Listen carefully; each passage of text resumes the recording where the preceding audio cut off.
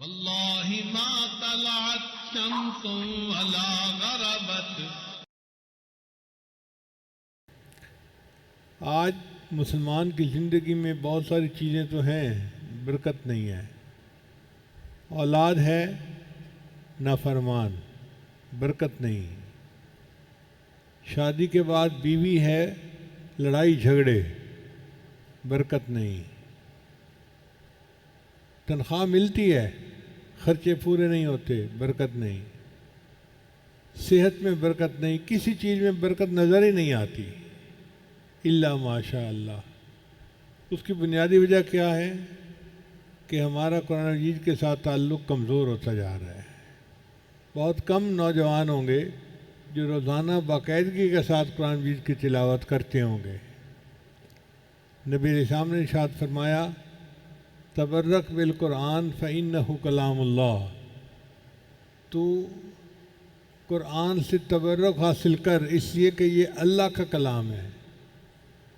اللہ کی ذات بھی برکت والی، تبارک الذی بیدہ الملک، تبارک اللہ احسن الخالقین.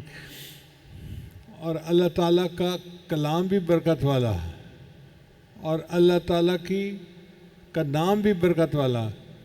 تبارک اسم ربک، برکت والا نام ہے تیرے رب کا. تو اللہ کی ذات بھی برکت والی، اللہ کا نام بھی برکت والا، اور اللہ تعالیٰ کا قرآن بھی برکت والا. یہ برکتوں کے خزانے ہیں. جتنا اللہ کا ذکر زیادہ کریں گے اتنا برکتیں آئیں گی، جتنا قرآن سے محبت بڑھے گی اتنا برکتیں آئیں گی. مسلمان کو تو خوش ہونا چاہیے کہ اللہ تعالیٰ نے ہمیں اتنی بڑی نعمت عطا فرما دی. ہر گھر کے اندر برکت کا کنواں موجود ہے، خزانہ موجود ہے.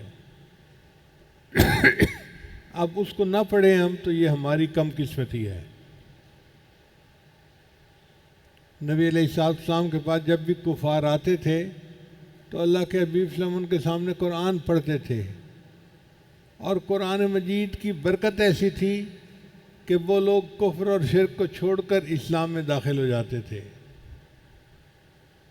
آج بھی یہ قرآن سینوں میں اترنے کی صلاحیت رکھتا ہے، مگر اسے ہم پڑھیں تو تب بات ہے نا.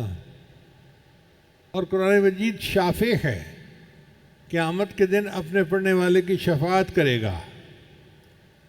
نبی اسلام نے ارشاد فرمایا کہ قرآن مجید بڑا جھگڑالو ہے. قیامت کے دن اللہ تعالیٰ سے جھگڑا کرے گا، بحث مباحثہ کرے گا. یا اللہ، یہ بندہ میری تلاوت کرتا تھا، یہ کیوں جہنم جا رہا ہے؟ یا تو مجھے اپنے کلام میں سے نکال دیں یا اس کو جنت بھیج دیں. قرآن مجید ایسا وکیل ہے، اللہ اس کی بات کو قبول فرمائیں گے اور جہنم میں جانے والے بندے کو جنت عطا فرما دیں گے.